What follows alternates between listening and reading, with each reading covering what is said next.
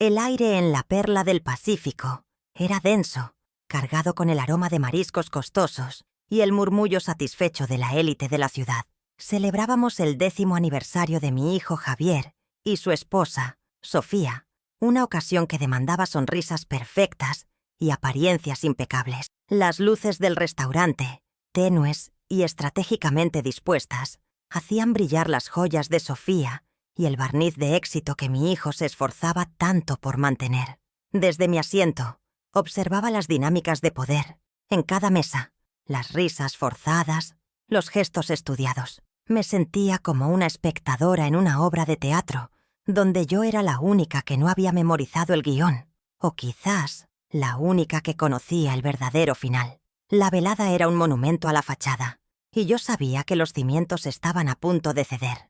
El clímax de la farsa llegó con la cuenta, presentada en una discreta carpeta de cuero. $80 y $50, una suma que colgó en el aire, visible y pesada. Sofía, sin siquiera mirarme, arqueó una ceja en dirección a Javier. Un gesto mínimo, pero cargado de un desdén que conocía demasiado bien. Mi hijo, siempre el actor, hizo un espectáculo de su magnanimidad.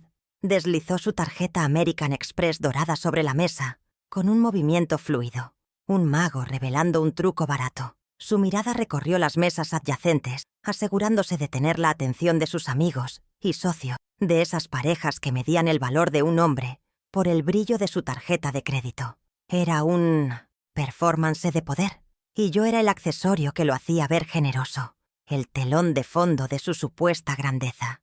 «No te preocupes, mamá. Yo pago». Su voz resonó con una falsa calidez, lo suficientemente alta para que las mesas vecinas la escucharan con claridad. «Con tu pensión no alcanza ni para el aperitivo. Pero quédate tranquila, que para eso estamos». El veneno estaba cubierto de azúcar, pero quemaba igual. Las miradas de los otros comensales se posaron sobre mí, una mezcla incómoda de lástima y vergüenza ajena. Me convertí, en ese instante, en la anciana desvalida, la carga adorable que un hijo exitoso debía soportar. Vi en sus ojos el reflejo de la imagen que Javier había construido para mí, una reliquia frágil e incompetente, una sombra de lo que fui. Pero las sombras, a veces, ocultan más de lo que revelan. Mi respuesta no fue inmediata. Dejé que sus palabras flotaran y se disiparan, que la humillación se asentara en el aire como polvo fino. Mis manos, que habían cosido su primera ropa y firmado los cheques de su educación, descansaban tranquilas sobre mi regazo. Lentamente levanté la vista y la fijé no en sus ojos, sino en el costoso reloj Patek Philippe que adornaba su muñeca.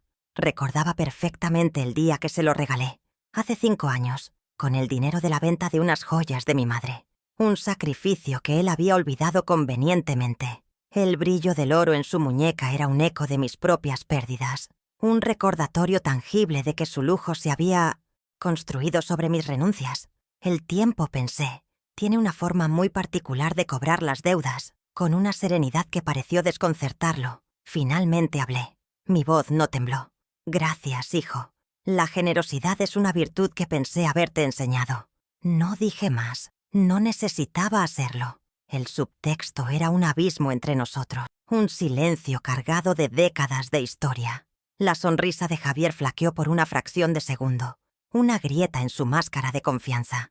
Vio en mis ojos no la gratitud sumisa que esperaba, sino el brillo frío de una evaluación. Él había querido mostrar a su público a un salvador, pero mi calma lo había convertido en un simple fanfarrón. La partida de ajedrez había comenzado, y él ni siquiera sabía que era un peón en mi tablero. ¿Creía realmente que yo había olvidado cómo jugar? Mientras recogía mi bolso para retirarme, la solapa se abrió ligeramente, revelando por un instante un sobre blanco y rígido. No era un sobre cualquiera. Llevaba el membrete del bufete Díaz Asociados, impreso en un elegante relieve azul marino. Era un detalle mínimo, un destello de papel en la penumbra del restaurante. Pero para el espectador atento, era una incongruencia, una pieza que no encajaba en el rompecabezas de la madre empobrecida y dependiente. Este sobre era mi as bajo la manga, el primer capítulo de una historia que estaba a punto de reescribir por completo. Mi mano lo rozó, sintiendo el peso del papel, el peso de las decisiones que contenía. La verdadera función apenas comenzaba. Dentro de ese sobre descansaba el documento que cambiaría el curso de nuestras vidas. Una copia certificada de la transferencia de la herencia de mi hermana. $2.310.450.25 depositados en una nueva cuenta privada a mi nombre. La fecha del documento era de hacía exactamente 3 semanas. 3 semanas en las que había observado en silencio, escuchando cada palabra condescendiente, archivando cada gesto de desprecio, mientras mi poder crecía en la oscuridad, lejos de sus ojos codiciosos. Él jugaba a ser rico con mi dinero del pasado, sin tener la menor idea de la fortuna que yo manejaba en el presente. La ironía era tan deliciosa como el vino más caro de la carta. Me levanté de la mesa con una dignidad que no provenía del dinero, sino de la certeza. Me excusé con una inclinación de cabeza, un gesto de cortesía que era a la vez una declaración de guerra silenciosa. Mientras caminaba hacia la salida, sentí sus miradas en mi espalda, la de Javier y Sofía, probablemente aliviados de que la incómoda presencia de la pobre mamá hubiera terminado. No se imaginaban que esa mujer a la que acababan de humillar públicamente era ahora la arquitecta de su futuro, y que cada ladrillo de su ostentosa vida estaba a punto de ser removido, uno por uno. Habían confundido mi paciencia con debilidad. Ese, y no otro, sería su error más costoso. Cuéntame en los comentarios desde qué ciudad estás viendo esta historia. Si crees que estas verdades merecen ser contadas, apóyame con un like para que este mensaje llegue a más personas que lo necesiten. Aquella humillación en el restaurante no nació de la nada. Fue la cosecha de una siembra que yo misma había regado durante 45 años, con mi propio sudor y mis lágrimas silenciosas. Mi memoria, esa que Javier insiste en que me falla, es un libro de contabilidad impecable, donde cada sacrificio está anotado con fecha, valor y costo emocional. El primer gran asiento data de 1995. Javier, con 25 años y un hambre voraz por el éxito, quería su primer apartamento. No era un capricho, me decía. Era una inversión, el primer peldaño en su escalera al cielo. Y yo, su madre, era la encargada de construir ese peldaño, aunque tuviera que hacerlo con mis propias manos, con mis noches en vela y con mi salud. Recuerdo el zumbido constante de mi máquina de coser, una vieja Singer que se convirtió en la banda sonora de mi vida durante 18 meses ininterrumpidos. Yo, que había sido contadora, volví al oficio de mi juventud, la costura, trabajando turnos dobles en el pequeño taller que había montado en casa. Mis dedos, siempre ágiles con los números, se volvieron torpes y doloridos, cubiertos de pequeñas tiritas para protegerlos de los pinchazos de las agujas. Cosía vestidos de novia para mujeres felices y trajes a medida para hombres de negocios. Cada puntada era un pequeño ladrillo para el sueño de mi hijo. Dormía a ratos, con la cabeza apoyada sobre la mesa de trabajo, el olor a tela y aceite de máquina impregnado en mi pelo. Finalmente, alcancé la meta. $15.000, el valor exacto de la entrada para ese apartamento de 70 metros cuadrados, con vistas a un parque. Recuerdo el día que le entregué el cheque de gerencia. Sus ojos brillaban con una gratitud que hoy sé que era superficial, la alegría del que recibe lo que cree merecer. Mi propio agotamiento, las ojeras profundas que me devolvía el espejo. Me pareció un precio justo por su felicidad. Me abrazó con fuerza y me prometió que nunca lo olvidaría, que algún día me devolvería el favor con creces. Ahora entiendo que algunas deudas no se pagan con dinero, y algunos favores se cobran con la moneda de la traición. Pero ¿de qué sirvieron tantos años de esfuerzo? Estaba a punto de descubrirlo. 13 años después, en 2008, sus ambiciones habían crecido. Ya no le bastaba un apartamento. Ahora quería un máster en Administración de Empresas, un MBA en el extranjero que, según él, era la llave para asegurar el futuro de la familia.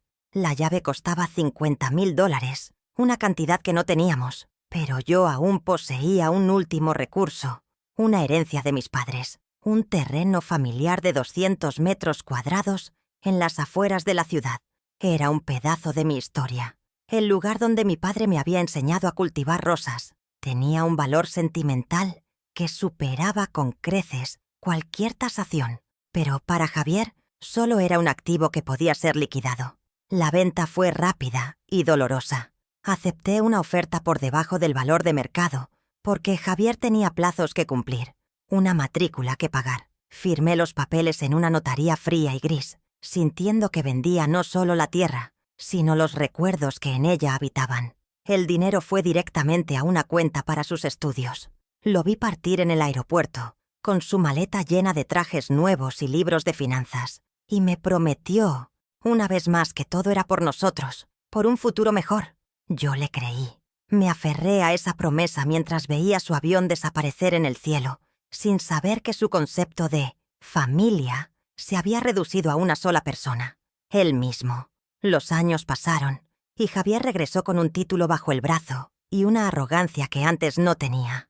En 2019, llegó con una nueva epifanía, una startup de tecnología. Era el negocio del futuro, me aseguró, con proyecciones de crecimiento exponenciales. Solo necesitaba capital inicial, $70,000, el dinero que yo no tenía, pero mi casa sí. Me convenció de solicitar una hipoteca inversa sobre la única propiedad a mi nombre, mi hogar, el refugio que mi esposo y yo habíamos construido con tanto esfuerzo. «Es un préstamo seguro, mamá. El banco confía en el proyecto», me dijo con esa seguridad que yo confundía con sabiduría. Y por última vez, cedí. La startup fracasó en menos de un año, devorando cada centavo de mi préstamo y dejando un rastro de deudas. Cuando le pedí explicaciones, la respuesta de Javier fue un golpe del que mi corazón tardó en recuperarse. «Mamá, si hubieras tenido visión, habrías invertido más. Era un negocio seguro». No hubo una disculpa, ni un atisbo de remordimiento. La culpa, de alguna manera, era mía. Mi falta de visión había truncado su genialidad. Esa conversación fue una revelación. Vi con una claridad aterradora que para mi hijo, yo no era una madre, sino una herramienta, un recurso financiero con fecha de caducidad. El amor que yo sentía se había convertido en su principal activo. Aquel fracaso se convirtió en su pretexto perfecto para tomar el control total. Con la excusa de protegerme de mi supuesta incompetencia financiera, me convenció para que lo añadiera como cotitular de mi cuenta de pensión. «Es para ayudarte con los trámites, mamá, para que no te estafen», me explicó con una paciencia condescendiente, como si le hablara más a una niña. Me mostró gráficos en su tableta, me habló de fraudes a personas mayores y construyó una narrativa en la que él era mi salvador, el guardián de mis escasos recursos. Caí en la trampa, creyendo que su preocupación era genuina, sin ver que estaba cediendo las últimas llaves de mi independencia. El control se materializó de la forma más humillante. Mi pensión, depositada puntualmente cada mes, ya no era mía. Javier me asignó una mesada de $400 mensuales, $400 de mi propio dinero.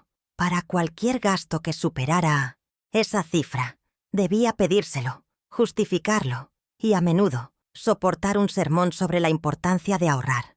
Me convertí en una empleada en mi propia vida, recibiendo un salario miserable de mi propio hijo. La impotencia era un veneno lento, una erosión diaria de mi dignidad que me consumía en silencio. ¿Cómo había permitido que esto sucediera? La pregunta me atormentaba cada noche.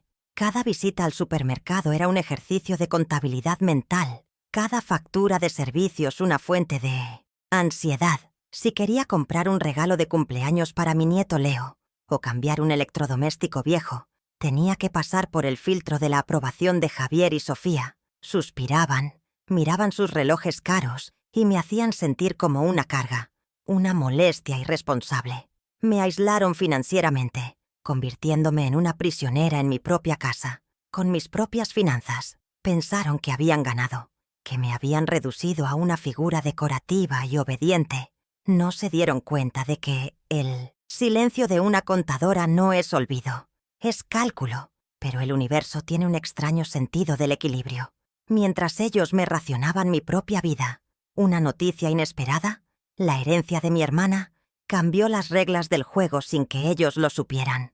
Durante semanas he jugado mi papel, la anciana frágil y dependiente, mientras reunía mis fuerzas y mis recursos.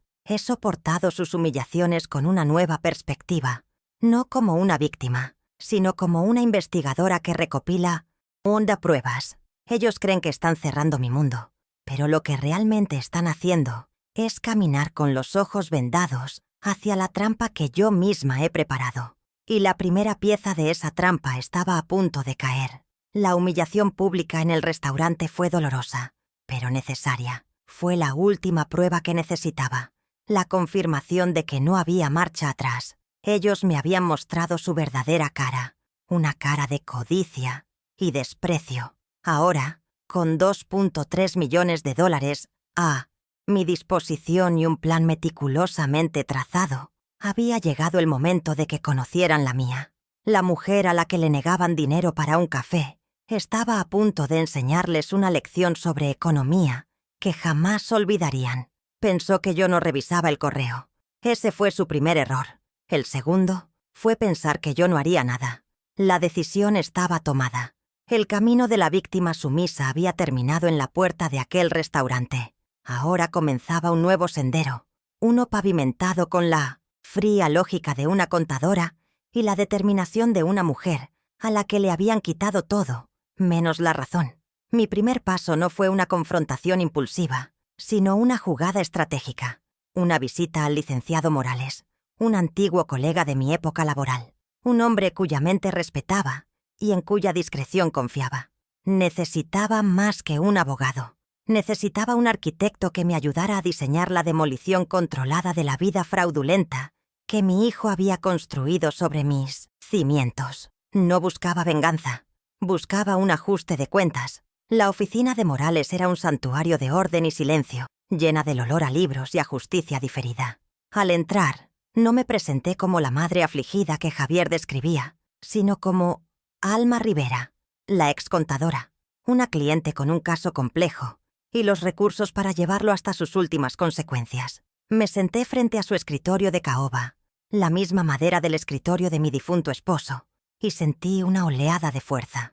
Durante años mi hijo me había hecho sentir invisible, incompetente, pero en esa sala, bajo la mirada atenta de un profesional que me recordaba por mi intelecto, volví a ser yo misma, la mujer que nunca perdía un número, que nunca olvidaba un detalle. No empecé con la historia de mis sacrificios, empecé con la prueba de mi poder. Deslicé sobre la superficie pulida de su escritorio el sobre del bufete, Díaz Asociados. Morales lo abrió con cuidado. Dentro no había una queja, sino una declaración de independencia financiera, el extracto oficial de mi nueva cuenta de inversión. No necesité decir una palabra. Dejé que el documento hablara por mí, que los números contaran la historia que mis emociones habían ocultado durante tanto tiempo. Era la primera vez que compartía mi secreto, y al hacerlo, sentí que el peso de mi soledad comenzaba a disiparse, reemplazado por el acero frío de la estrategia. Los ojos de Morales recorrieron las cifras, deteniéndose en el saldo final. Un primer plano mental se dibujó en mi mente. 2.310.450.25. El número era casi obsceno en su magnitud, un contraste brutal con la pensión de $400 que mi hijo me permitía gastar. El abogado levantó la vista, y en su expresión no había sorpresa, sino una profunda comprensión. Asintió lentamente. «Alma, esto lo cambia todo», dijo en voz baja. Y tenía razón. No era solo dinero, era credibilidad. Era la munición que necesitaba para la batalla que se avecinaba. Por primera vez en mucho tiempo. No me sentía como una anciana pidiendo ayuda, sino como una generala a punto de desplegar sus tropas. «El dinero no da la felicidad, licenciado, pero sí la independencia», le dije, y la frase resonó en el silencio de la oficina.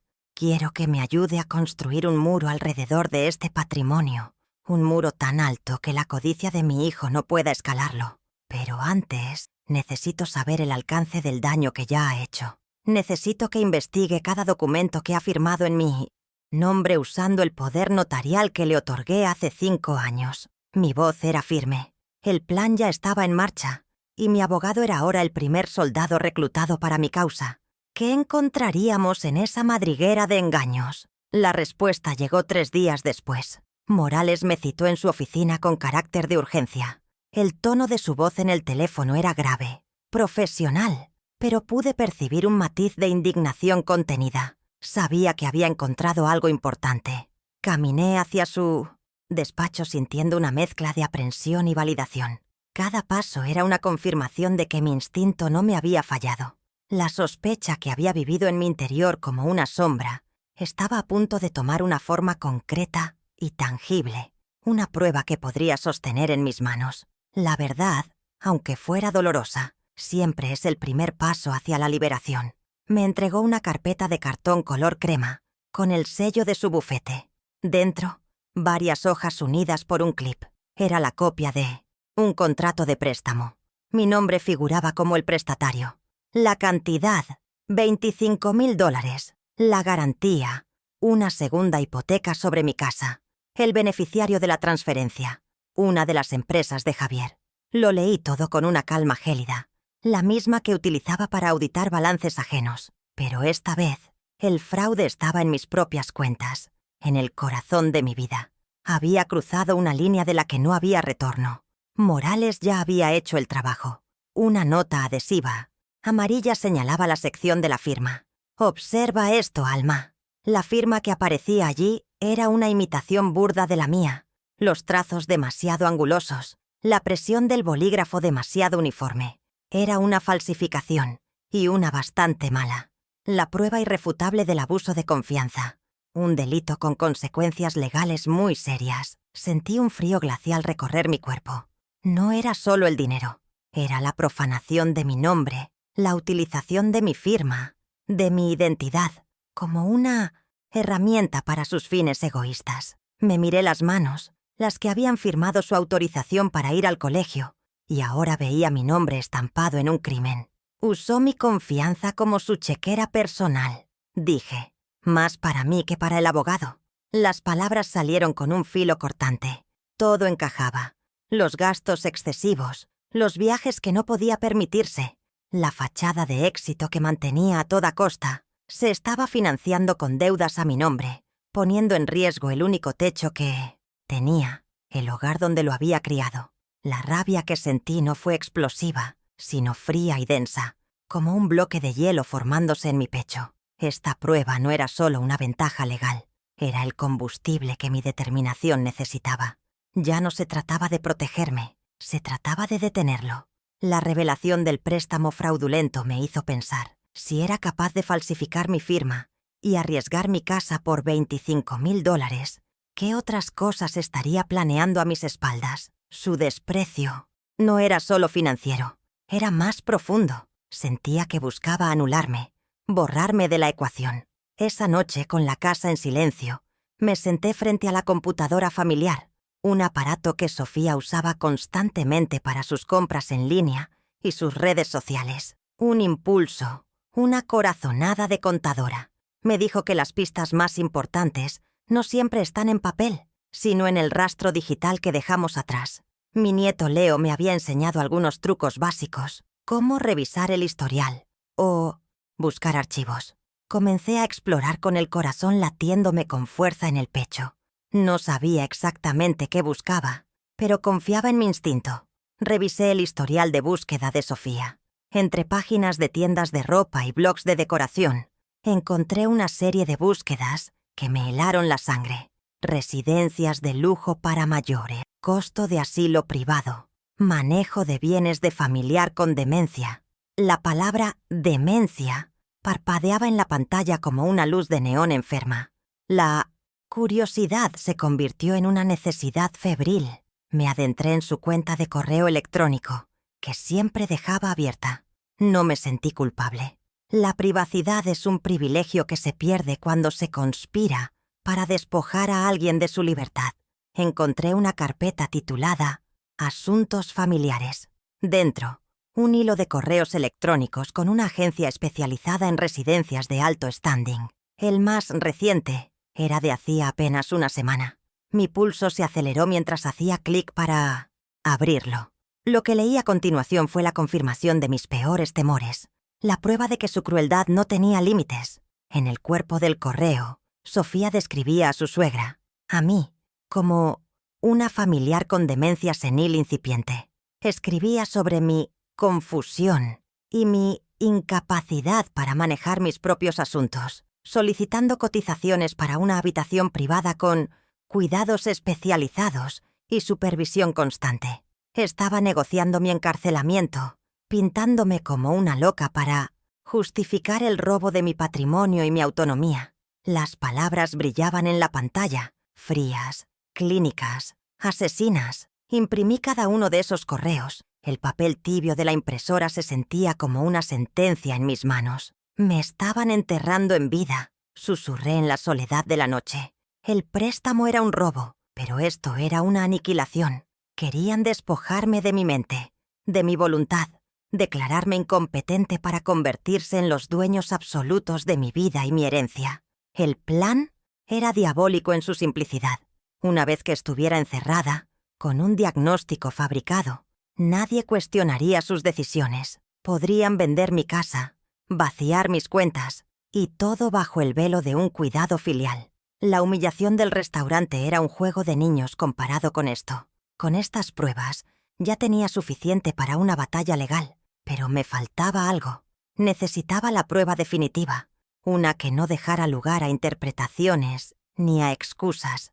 Necesitaba sus propias voces, sus propias palabras, confesando sus intenciones. Para eso necesitaba un aliado. Mi nieto Leo, un chico de 17 años brillante y sensible, que siempre había visto a través de la fachada de sus padres. No necesitaba contarle los detalles sórdidos, solo necesitaba su ayuda con la tecnología que para mí era un misterio. Le pedí a Leo que viniera a mi casa con la excusa de que necesitaba ayuda para organizar mis fotos digitales. Mientras él trabajaba en la computadora, le pregunté casualmente sobre su teléfono. Le dije que quería aprender a grabar recordatorios de voz para no olvidar las cosas. Su mirada fue compasiva. «Claro, abuela, es muy fácil. Te enseño». En 5 minutos me había mostrado cómo activar la grabadora de voz de forma discreta, con un solo toque en la pantalla. Me aseguró que podía grabar durante horas. El teléfono, mi propio teléfono, se convirtió en mi herramienta de espionaje. Esa misma noche, preparé el escenario. Durante la cena, que Javier y Sofía solían hacer en mi casa para supervisarme, dejé caer el cebo. Mencioné con un suspiro de preocupación que me había llegado una notificación del seguro de la casa y que la prima anual había subido considerablemente. «No sé cómo voy a pagarlo este año», dije mirando mi plato. Vi cómo intercambiaron una mirada rápida, un destello de interés en sus ojos. La semilla de la idea que yo quería que discutieran estaba plantada, solo tenía que esperar a que germinara. Después de la cena, mientras ellos veían la televisión en la sala, me excusé para ir a mi habitación. Antes de salir, activé la grabadora de mi teléfono y lo dejé sobre una mesita auxiliar, parcialmente oculto por una revista. Regresé a mi cuarto y cerré la puerta, pero no del todo. Mi corazón latía al ritmo de un reloj desbocado. ¿Caerían en la trampa? ¿Hablarían? La espera fue una tortura. Cada minuto se sentía como una hora. Escuchaba el murmullo de sus voces, pero no podía distinguir las palabras. Solo podía confiar en que su arrogancia y su codicia hablaran por mí. 1 hora más tarde, cuando ya se habían ido, corrí a la sala y tomé mi teléfono. Me encerré en mi habitación, me puse los auriculares y le di al play. Y entonces los escuché. Sus voces, nítidas y claras, llenaron mis oídos. Sofía se quejaba del gasto, y Javier, con su tono de sabelotodo, la tranquilizó. «No te preocupes por el seguro», dijo. Y luego la frase que selló su destino. «La casa vale por lo menos 1,2 millones. Con el poder notarial podemos venderla en 60 días. Ya ni se entera de lo que firma». Ahí estaba. La confesión. La prueba irrefutable de su conspiración. La onda de audio que se dibujaba en la pantalla de mi teléfono era la línea sísmica de su traición. Cada pico, cada valle, era una nota en su sinfonía de codicia. No sentí dolor, ni tristeza, solo una calma absoluta. La calma de quien tiene todas las piezas del rompecabezas en su lugar. Tenía sus motivos, su método y su confesión. La investigación había terminado. Ahora, con el poder de mis finanzas, las pruebas de sus delitos y la grabación de su conspiración, Estaba lista para pasar a la siguiente fase, la fase de la ejecución. Había llegado el momento de dejar de reunir pistas y empezar a mover las piezas en el tablero. Mi abogado ya había revocado el poder notarial en silencio, un movimiento que ellos aún no conocían. Pero eso era solo el principio. El plan que había diseñado en mi mente era mucho más completo. Una coreografía de revelaciones y consecuencias que se desarrollaría no en la intimidad de un juzgado, sino en el escenario público que ellos tanto valoraban. Iban a tener la atención que siempre habían deseado, pero no de la forma que esperaban. Sostuve el teléfono en mi mano, el arma que ellos mismos habían cargado. El siguiente paso requería una planificación meticulosa, plazos precisos y una ejecución impecable. Iba a usar su propia obsesión con las apariencias como el escenario de su caída. Si hay algo que he aprendido en mis 72 años, es que la justicia, como la buena contabilidad, requiere que cada cuenta se salde, hasta el último centavo, y la deuda que mi hijo y mi nuera tenían conmigo era impagable. Pero ciertamente iba a disfrutar el proceso de cobro. Con todas las pruebas en mi poder, la fase de investigación había concluido. Daba comienzo la ejecución, un proceso que había diseñado con la misma precisión con la que antes auditaba los libros de una gran empresa. El lunes siguiente, a las 10 en punto de la mañana, me presenté de nuevo en el despacho del licenciado Morales. Ya no había dudas ni temores en mi semblante. Llevaba conmigo una carpeta que contenía mi plan de acción, una secuencia de pasos lógicos y contundentes. Mi objetivo era claro: desmantelar la estructura de poder de Javier, pieza por pieza, de forma silenciosa pero irreversible. La primera orden del día era cortar su acceso a mi vida, de raíz y para siempre. Mi primera instrucción fue tajante y directa. Quiero revocar el poder notarial general, con efecto inmediato. Pronuncié cada palabra con una claridad absoluta. Este no era un simple trámite, era un acto de soberanía. Durante 5 años, ese documento había sido la llave maestra de Javier para saquear mi patrimonio y mi tranquilidad. Anularlo era el equivalente a cambiar todas las cerraduras de mi existencia, a sellar las puertas que él había mantenido abiertas a su antojo. Mientras firmaba el documento de revocación, sentí cómo una corriente de poder volvía a mis venas. Estaba reclamando mi nombre, mi firma, mi identidad. La segunda directriz fue igualmente crucial, una jugada para proteger el futuro. Quiero constituir un fideicomiso, le indiqué a Morales. Le expliqué que no bastaba con cerrar la puerta.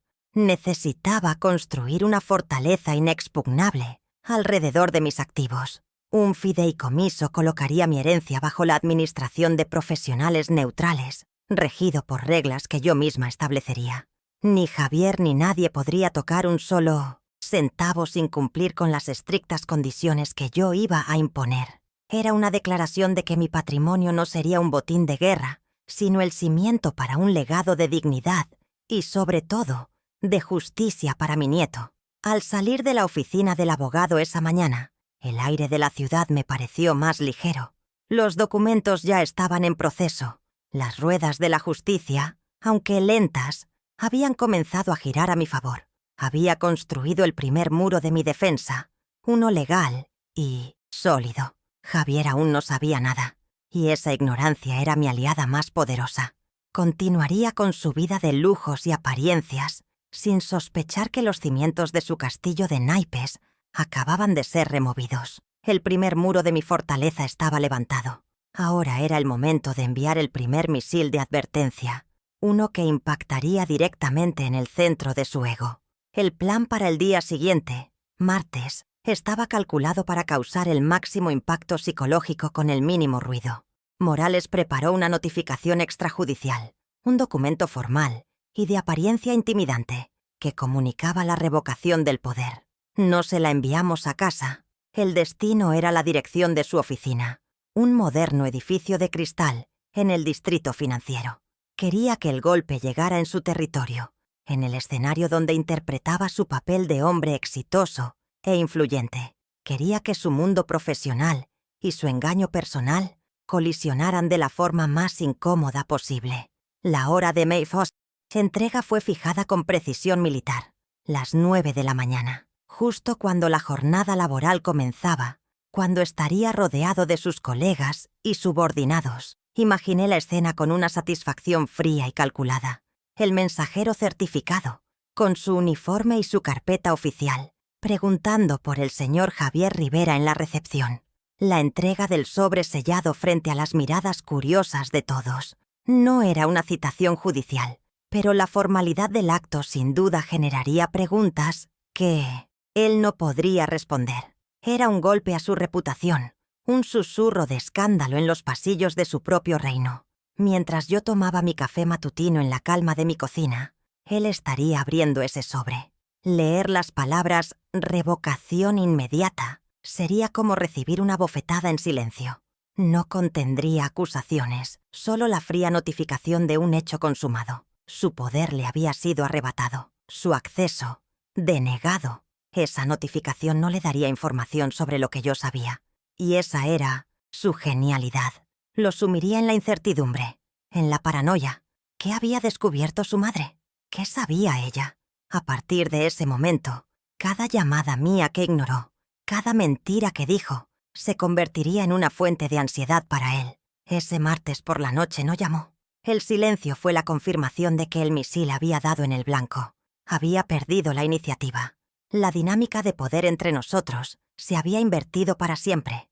Ya no era yo la víctima que reaccionaba a sus abusos. Ahora era él quien debía reaccionar a mis movimientos, tratando de adivinar mi estrategia. El miedo y la duda eran ahora sus compañeros, y yo apenas estaba comenzando. La notificación fue el primer movimiento en el tablero de ajedrez, un jaque silencioso que lo obligaba a ponerse a la defensiva.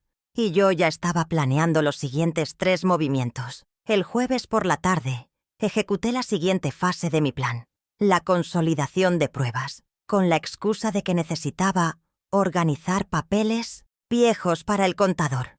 Le pedí ayuda a mi nieto Leo. Esta coartada me permitía manejar una gran cantidad de documentos sin levantar sospechas. Mi objetivo era doble: digitalizar todas las pruebas que ya tenía y buscar la pieza final que confirmara la conspiración para declararme incompetente.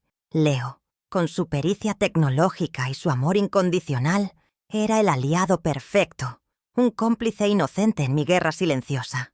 Cada documento que escaneábamos era un clavo más en el ataúd de sus mentiras. Mientras Leo digitalizaba los extractos bancarios y el contrato del préstamo fraudulento, yo revisaba cajas de papeles. Fue entonces cuando, como si el destino estuviera de mi lado, encontré los correos impresos de Sofía sobre las residencias de lujo.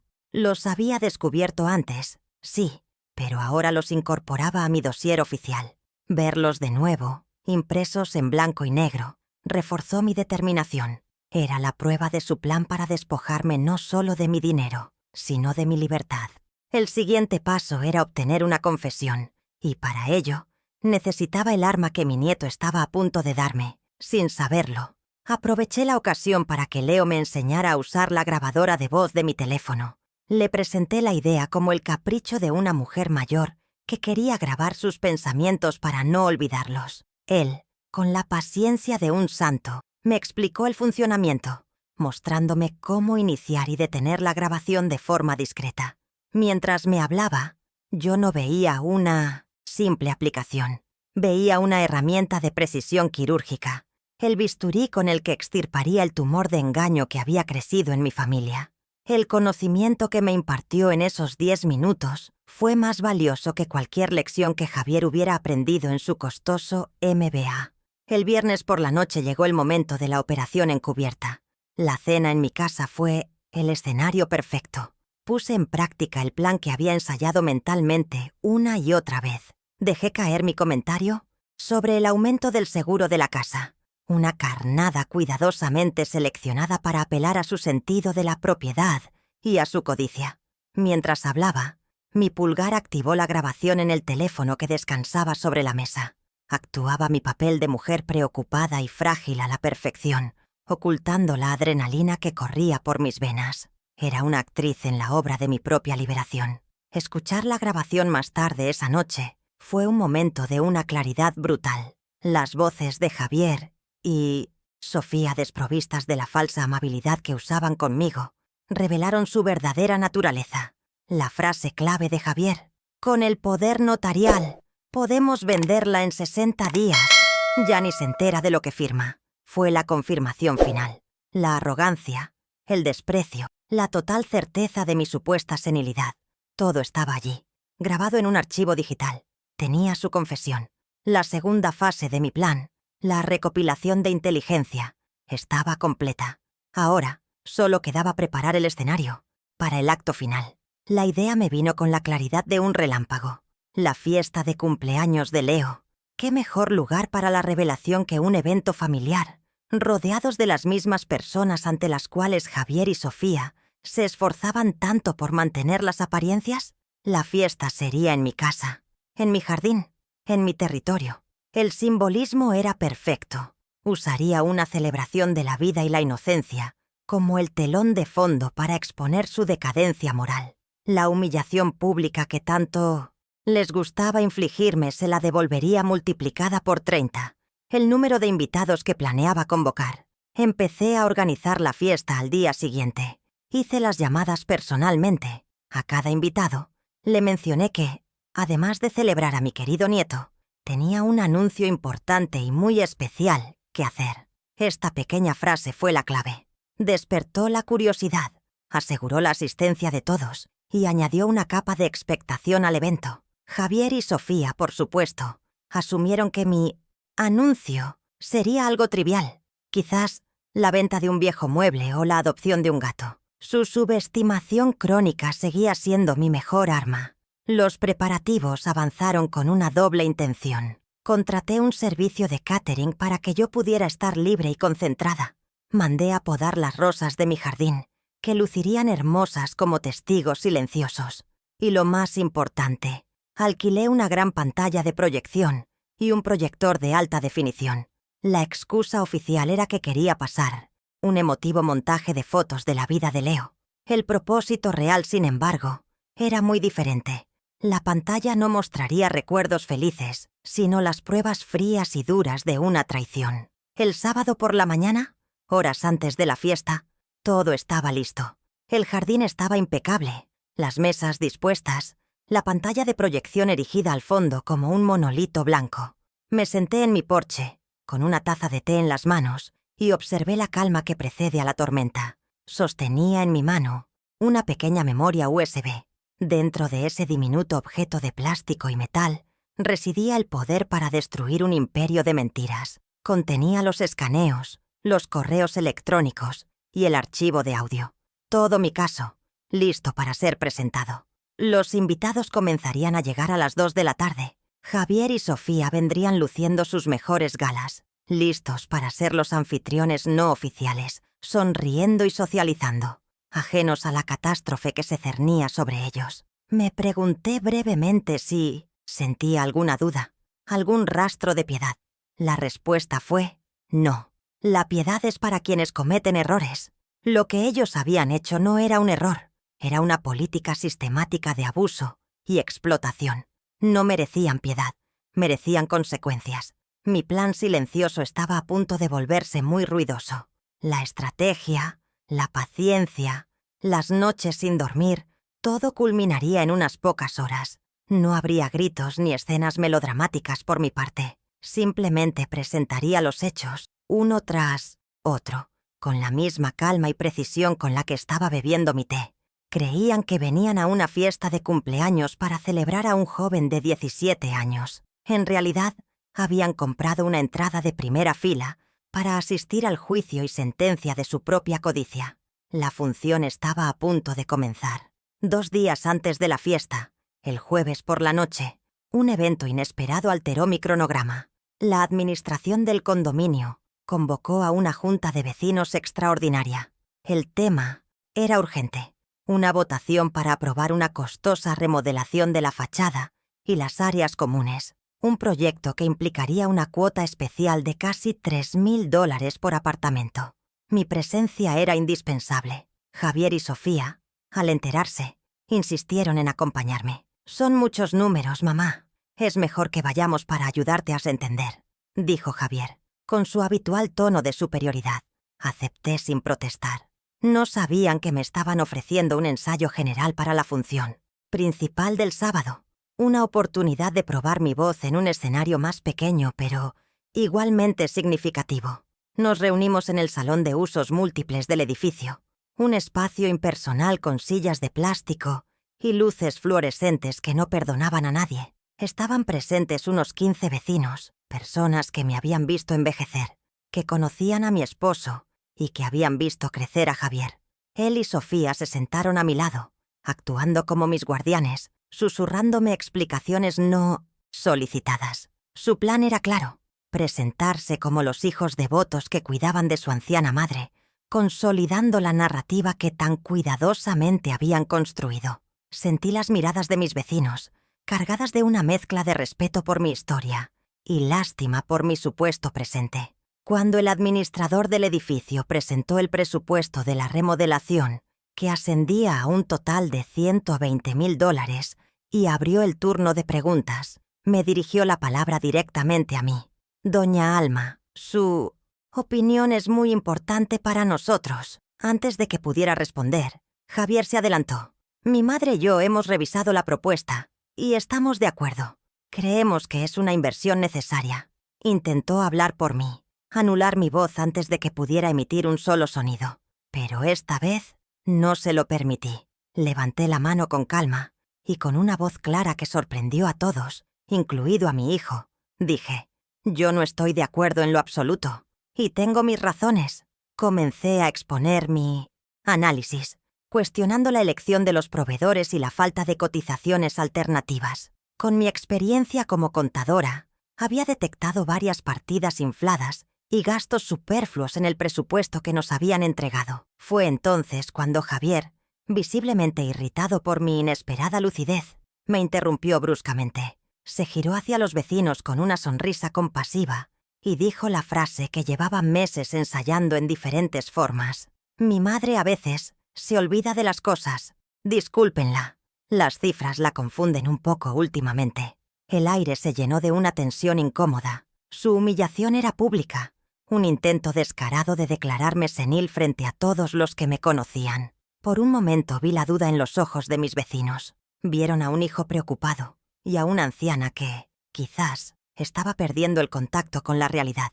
Sofía reforzó la actuación, poniendo una mano sobre mi brazo con un gesto de falsa protección. Sentí la fragilidad de mi posición. Si no lograba convencerlos, mi credibilidad quedaría destruida, y la batalla del sábado sería mucho más difícil. Javier creyó que había ganado, que había logrado silenciarme con éxito. Se recostó en su silla, esperando que el administrador simplemente ignorara mis objeciones, pero subestimó, una vez más, la claridad de mi mente y la fuerza de los hechos. En lugar de discutir con él, lo ignoré por completo. Miré directamente al administrador, el señor Méndez, y le dije: por favor, vaya a la página 5 del anexo B, en la partida de impermeabilización. Hay un error de cálculo. Multiplicaron el costo por metro cuadrado por la superficie total 2 veces. Ese error por sí solo está inflando el presupuesto en más de $15,000. Sostuve su mirada, desafiándolo a comprobarlo. Además, la empresa contratada fue constituida hace solo 6 meses. Propongo que solicitemos una auditoría independiente del presupuesto y abramos una licitación con al menos 3 proveedores con más de 10 años de experiencia. Se produjo un silencio absoluto mientras el señor Méndez, con el ceño fruncido, revisaba los papeles con su calculadora. Los segundos se hicieron eternos. Finalmente levantó la vista, con una expresión de asombro. «Doña Alma tiene razón», anunció a la sala. «Hay un error de cálculo, y tiene razón sobre la constructora». La victoria fue instantánea y total. El ambiente en la sala cambió por completo. La lástima en los ojos de mis vecinos fue reemplazada por admiración. Javier se quedó petrificado, con la boca ligeramente abierta, expuesto como un mentiroso y un manipulador. Su intento de pintarme como senil se había estrellado contra una pared de lógica y números. No añadí ni una palabra más. Me limité a sentir con la cabeza y me recosté en mi silla. Había ganado la batalla. La votación para el proyecto se pospuso y se acordó seguir mis recomendaciones. Al salir de la reunión, Varios vecinos se acercaron a felicitarme. «¡Qué mente tan lúcida tiene usted, doña Alma!», dijo uno. Pasé junto a Javier y Sofía, que se habían quedado rezagados, pálidos y furiosos. No les dije nada. La pequeña victoria de esa noche era una advertencia. Les había demostrado que no estaba indefensa. La dinámica había cambiado. Ahora sabían que yo era una adversaria formidable. La tensión hacia la fiesta del sábado se había multiplicado. La guerra, la verdadera, estaba a punto de comenzar. El sábado llegó con un sol radiante, un cómplice inesperado que hacía brillar mi jardín con una belleza casi cruel. A las 2 de la tarde, el ambiente era festivo. La música suave flotaba en el aire, mezclándose con las risas de los invitados y el aroma de las flores y la comida. Javier y Sofía se movían entre los 30 invitados con la gracia de los anfitriones consumados, aunque la fiesta fuera en mi casa. Recibían los regalos para Leo, ofrecían bebidas y se aseguraban de que su círculo de influencia viera cuán exitosos y generosos eran, el pilar de la familia. Observé la escena desde mi porche, una directora de orquesta esperando el momento preciso para dar la entrada a los metales. La audiencia era una colección cuidadosamente seleccionada de su universo social. Estaba Ricardo, el socio principal de la firma de Javier, un hombre al que mi hijo llevaba meses intentando impresionar para conseguir un ascenso. Estaba la señora Domínguez, mi vecina, cuya capacidad para diseminar información superaba a la de cualquier agencia de noticias. Y también estaban nuestros viejos amigos de la familia, personas que me habían conocido toda la vida y que habían sido testigos silenciosos de la dinámica de poder que Javier había impuesto. Cada uno de ellos era un jurado en el tribunal que estaba a punto de convocar, y su veredicto social era parte de la sentencia. Puntualmente, a las 3:30, me acerqué al pequeño escenario que había montado y tomé el micrófono. La música se detuvo. Las conversaciones cesaron. Todas las miradas se volvieron hacia mí. Javier y Sofía me sonrieron con esa indulgencia que reservaban para mis momentos de protagonismo, esperando un discurso sentimental y quizás un poco confuso sobre mi nieto. Pude ver en sus ojos que se sentían magnánimos por concederme ese pequeño capricho, sin sospechar que no les estaba pidiendo permiso, sino simplemente informándoles del comienzo de su ejecución pública. El silencio del jardín se cargó de una expectación que pronto se transformaría en shock.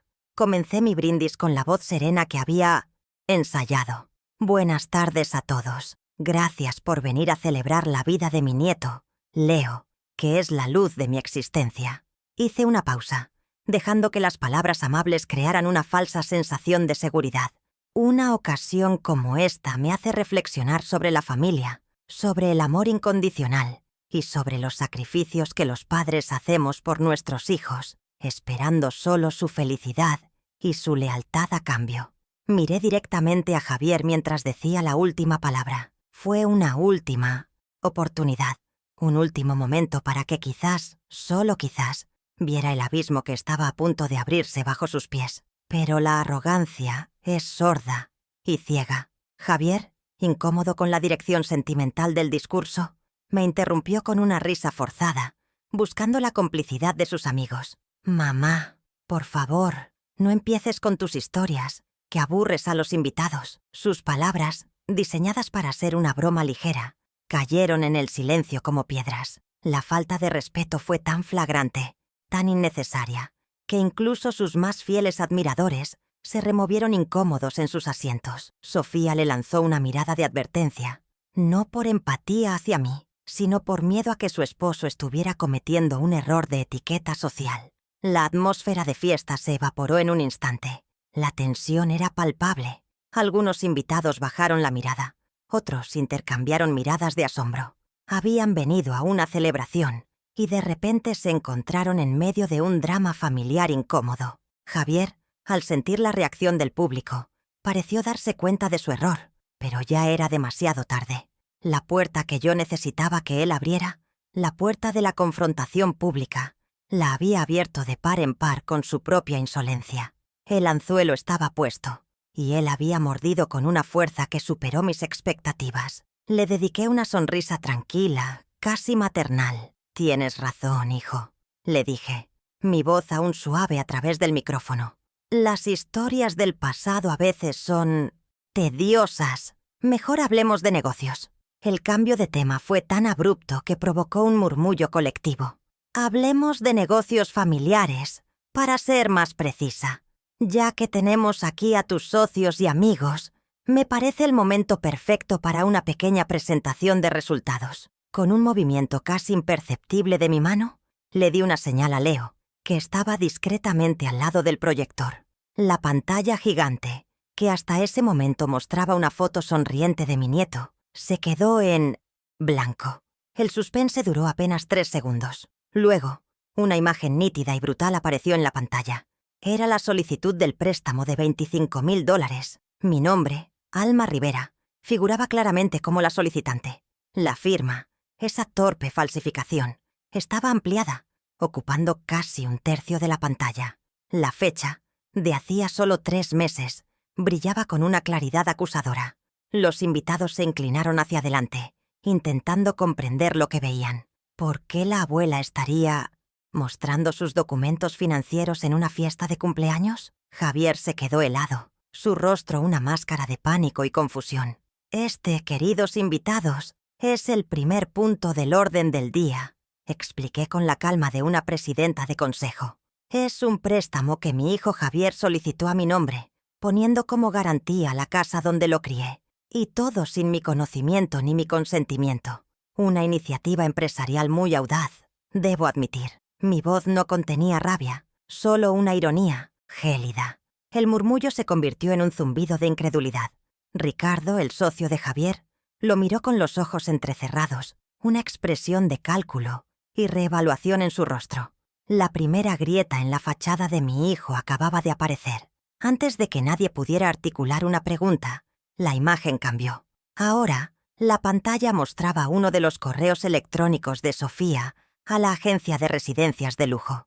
Usé el puntero láser que tenía en la mano para subrayar en la pantalla la frase clave, que ya estaba resaltada en rojo: familiar con demencia senil incipiente. El silencio que siguió fue profundo, sepulcral. Sofía emitió un sonido ahogado, como si le hubieran sacado el aire de los pulmones. Los invitados la miraron, luego a mí, y luego de nuevo a la pantalla, conectando los puntos de una conspiración monstruosa. Y continué, mi voz tan afilada como un bisturí, era, al parecer, el plan de jubilación que mi querida nuera tenía para mí.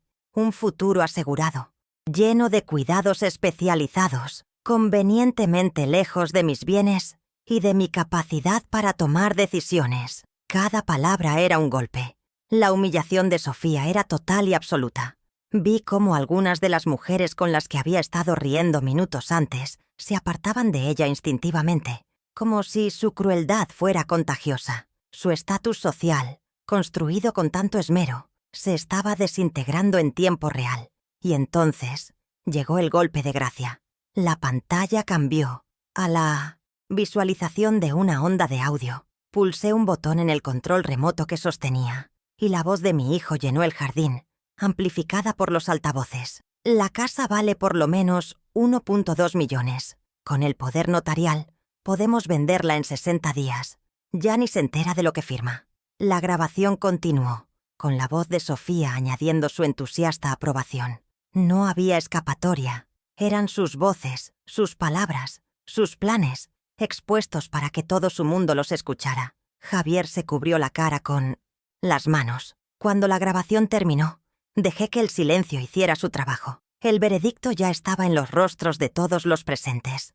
Repulsión, desprecio, conmoción. Javier y Sofía estaban socialmente acabados. Entonces, proyecté la última imagen. Afortunadamente para mí, dije mientras la pantalla se llenaba con el extracto de mi fideicomiso. Tomé mis propias precauciones. El saldo final, 2.310.450.25, brilló bajo el sol de la tarde. Un jadeo colectivo recorrió a la multitud.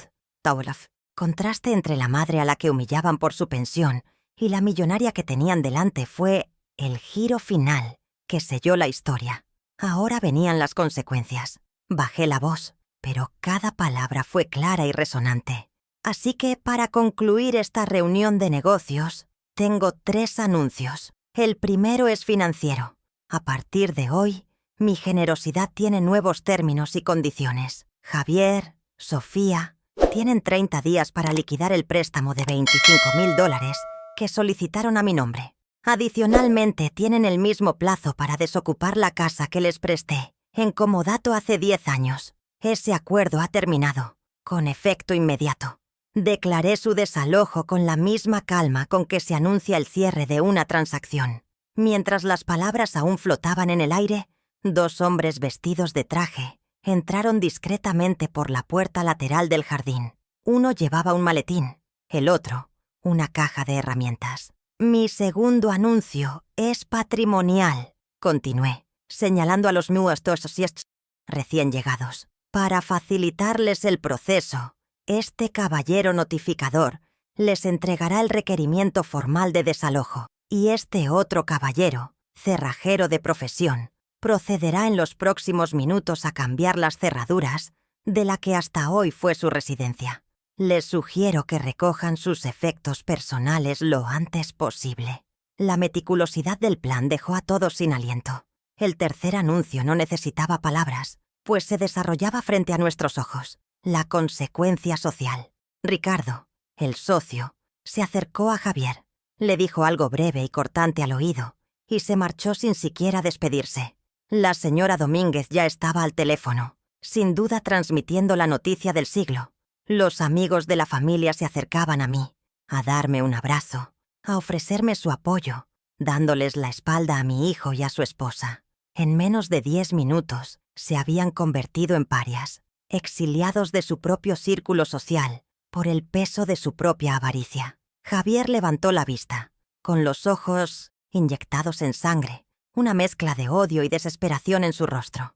«No puedes hacernos esto», siseó. Lo miré, ya no con rabia, sino con una distancia casi clínica. Yo no les he hecho nada, simplemente les he mostrado el reflejo de sus propias acciones. Ustedes firmaron cada uno de los documentos de su propia ruina. El poder, el control, la dignidad, todo lo que me habían intentado quitar, ahora estaba firmemente en mis manos. La balanza, por fin, se había equilibrado. Dejé el micrófono sobre la mesa. La fiesta había terminado abruptamente.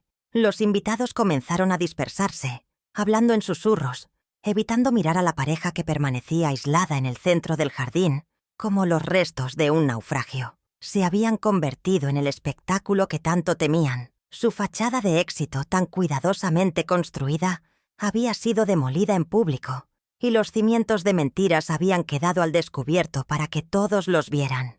No había forma de reconstruir a partir de esas ruinas. Finalmente me acerqué a mi verdadero festejado, mi nieto Leo, que me miraba con una mezcla de asombro y admiración. Le puse una mano en el hombro. «Feliz cumpleaños, mi amor», le dije en voz baja. «Tu verdadero regalo de hoy es una lección importante. Nunca confundas la bondad con la debilidad y recuerda siempre que la verdad tiene un poder inmenso». Él asintió, entendiendo mucho más de lo que sus 17 años podrían sugerir. Juntos, vimos cómo el cerrajero y el notificador se acercaban a Javier y Sofía para comenzar su trabajo. La escena final de mi clímax no fue de gritos ni de llanto, sino de un silencio aplastante. El silencio de las consecuencias. Javier y Sofía, despojados de su casa, de su reputación y de su fuente de ingresos ilícita, estaban solos. Su futuro, que habían intentado construir sobre mi destrucción, ahora era un lienzo en blanco, manchado por la vergüenza pública. Mi plan no solo los había desarmado, los había borrado del mapa social que tanto valoraban. La justicia, a veces, no es un estruendo, sino el sonido de una puerta que se cierra para siempre. Cuando el último invitado se fue, un silencio profundo se apoderó del jardín. Lo que quedaba no era el desorden de una fiesta, sino los restos de una demolición. Platos a medio comer, copas abandonadas y serpentinas de colores pisoteadas eran el mudo testimonio de la vida que acababa de desmantelar. Mi nieto Leo se sentó a mi lado en el porche, sin decir nada. No era necesario. En su mirada vi una comprensión que iba más allá de sus 17 años. Puso su mano sobre la mía, Un gesto de solidaridad que valía más que cualquier palabra de consuelo. No nos sentíamos tristes, sentíamos la extraña y agotadora paz que sigue a una batalla necesaria y ganada. El aire olía a rosas y a justicia. Esa noche mi teléfono sonó sin cesar. Primero Javier, con llamadas cargadas de una furia impotente. Luego Sofía, con mensajes de texto que alternaban entre súplicas lastimeras y veladas, amenazas. No respondí a ninguno. Dejé que su desesperación se estrellara contra el muro de mi silencio. A la mañana siguiente les envié un único y último mensaje de texto, redactado previamente por el licenciado Morales. Era breve, frío e inequívoco. Toda comunicación futura concerniente a la liquidación de la deuda y a la devolución de mis bienes deberá realizarse exclusivamente a través de mi abogado, el licenciado Morales. Este es el último mensaje directo que recibirán de mí. Y con ese envío, corté el último hilo tóxico que me unía a ellos. La era de las explicaciones y las manipulaciones había terminado. Ahora solo hablaría el lenguaje de la ley. Los meses que siguieron fueron una lenta y serena reconstrucción. Mi casa, que durante años se había sentido como un territorio ocupado, volvió a ser mi santuario. Cambié los muebles de lugar, pinté las paredes de colores más luminosos y llené los espacios con las cosas que me daban alegría. Libros, música clásica y el aroma del pan recién horneado. La quietud ya no era sinónimo de soledad, sino de paz. Cada decisión, desde qué cenar hasta cómo invertir una parte de mi dinero, era exclusivamente mía. Redescubrí el placer de mi propia compañía y la fuerza de mi propia voluntad.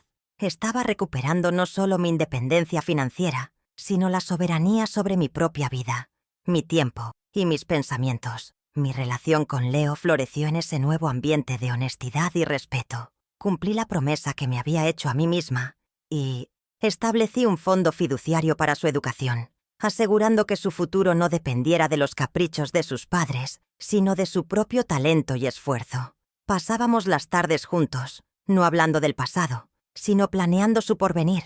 Revisábamos catálogos de universidades en el extranjero, soñábamos con su carrera y hablábamos de los valores que realmente importan. En sus ojos ya no veía la sombra de la preocupación por mí, sino el brillo de la esperanza y la admiración. Estaba invirtiendo en la única persona que había demostrado un retorno de amor incondicional. A través de los informes trimestrales de mi abogado, me mantenía al tanto de la situación de Javier y Sofía, no por morbo, sino como parte del cierre de cuentas. Se habían mudado a un pequeño apartamento de alquiler, en una zona mucho menos prestigiosa de la ciudad. Javier había perdido su trabajo después de que el escándalo se hiciera insostenible y luchaba por encontrar otro puesto con su reputación destrozada. Estaban liquidando el préstamo en pequeños y dolorosos plazos, cada pago un recordatorio de su derrota. Su mundo de apariencias se había derrumbado, dejándolos con la cruda realidad de sus decisiones. No sentía alegría por su miseria, sino la fría satisfacción de un balance contable que finalmente cuadraba. Algunos podrían llamarlo venganza. Yo prefiero llamarlo reequilibrio.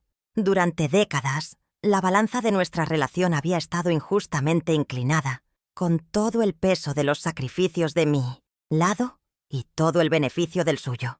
Mis acciones no habían sido un acto de agresión, sino una corrección necesaria y dolorosa. Había tenido que amputar una parte de mi vida para salvar el resto, y en el proceso había aprendido la lección más dura de todas. A veces, el amor no es suficiente, especialmente cuando solo fluye en una dirección. La dignidad, descubrí, requiere establecer límites, fronteras que nadie, ni siquiera un hijo, tiene derecho a cruzar. 6 meses después de la fiesta, hice una reserva en la Perla del Pacífico. Volví al escenario de mi humillación, pero esta vez los términos eran diferentes. No era la invitada de nadie, era la anfitriona. Me acompañaban Leo y el licenciado Morales, mi familia elegida, mi círculo de lealtad. El ambiente era el mismo, las luces tenues, los murmullos elegantes, pero yo ya no era la misma mujer. Caminé hacia mi mesa con la espalda recta, la mirada serena, sintiendo el poder tranquilo de quien es dueña de su propio destino. Pedí la carta de vinos y, sin mirar los precios, elegí la botella más cara. Al final de la cena, cuando el camarero trajo la cuenta en su familiar carpeta de cuero, no hubo miradas de desdén ni gestos de falsa generosidad. Antes de que ninguno de mis acompañantes pudiera moverse, saqué mi propia cartera. De ella deslicé una tarjeta de crédito negra, sin límite, con mi nombre grabado en letras plateadas. Pagué la cuenta con una sonrisa, un simple acto que se sintió como el cierre de un ciclo, la firma final en el balance de mi nueva vida. Era la prueba tangible de que el control estaba, y siempre estaría, en mis manos. Miré a mi alrededor, al lujo del restaurante, a la felicidad genuina en los rostros de Leo y de mi abogado, y sentí una profunda gratitud, pero no por el dinero. La verdadera riqueza no estaba en la cuenta bancaria, sino en la fortaleza que había encontrado dentro de mí para luchar por mi respeto. Giré mi cabeza ligeramente, como si mirara a través de una cámara a todas las mujeres que podrían estar escuchando mi historia, y compartí mi verdad final. Algunos lujos, dije en voz baja pero firme, no se compran con dinero, sino con decisiones. La decisión de decir basta.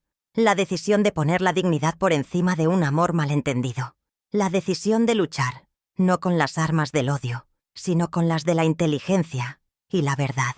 Ese es el lujo supremo, ser la autora de tu propia vida, la guardiana de tus propios límites. Fue una lección costosa, una que me tomó 72 años aprender, pero cuyo valor es, y siempre será, incalculable. Cuéntame abajo qué parte de esta historia te impactó más. Si crees que este relato puede ayudar a otra mujer a encontrar su fuerza, deja tu like para que llegue más lejos. Les di todo mi amor, pero querían mi dinero.